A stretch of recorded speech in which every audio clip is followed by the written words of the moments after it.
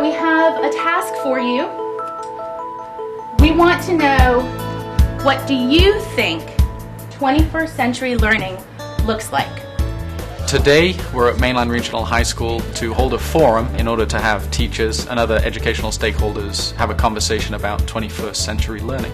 One of the hot topics around the country right now is how do you meet the needs of the 21st century through education.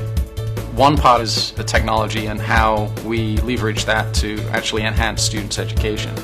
But there's so much more involved because the requirements of jobs that we have now, they're changing, and the types of jobs that were available, say in the 20th century, a lot of them have been outsourced and they're being done in other countries, and so that means the skill sets that students need to bring to the workforce are very different than they were before.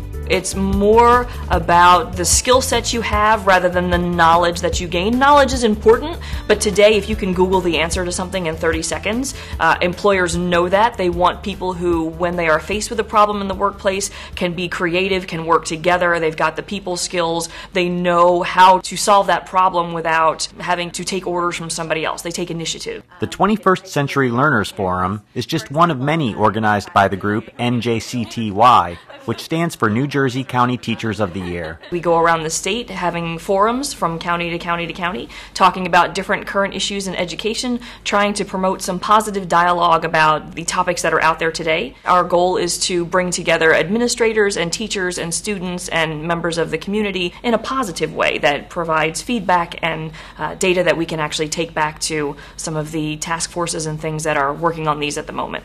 One of the things that we wanted to do as a group of teachers was to learn from others. We are in our classrooms day after day. We're in our schools day after day. But how often do we get to leave the walls of our classroom, to leave our schools, and to see what's going on in other parts of our state? It's really important for teachers to learn from each other. If you have a program that's successful, that students are learning, that students are achieving, why not showcase that with other teachers so they can replicate those ideas in their own classroom and even modify or change things to meet the needs of their own students? This is not your parents' vocational school where all you did was go in to learn about training for a particular job. We don't train for jobs, we train you for careers. We want you to learn, we want you to think, we want you to problem solve. I'm presenting on career and technical education.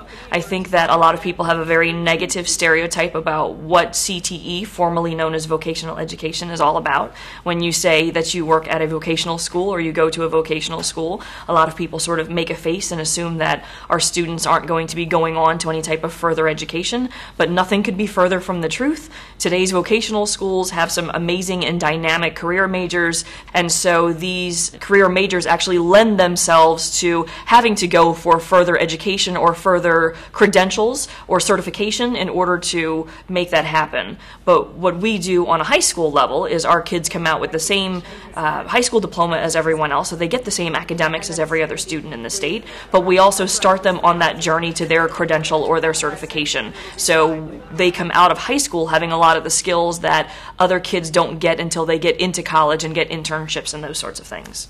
In addition to the discussion on how public education can best meet the needs of the modern workforce, the forum offered participants some analysis on how students use technology through survey data gathered by students. We collected our data by polling the freshman seminar classes, so there's about 380 of them, and then we took all that information and divided them into the 4 categories of technology, leadership, time management, and communication.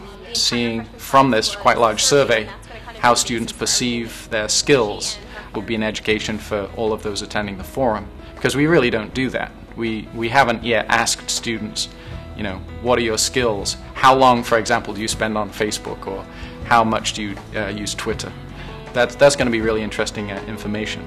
NJCTY's hope is that by continuing to provide opportunities like the 21st Century Learners Forum, they can empower and engage teachers in the decision-making processes that impact their lives and those of their students. Teachers as professionals have a lot of expertise regarding how to teach students, and when you have a group, a grassroots group if you like, changing a system which they're involved in, it's so much more powerful and it's so much more likely that the change will be successful if they've had a voice in the creation of it.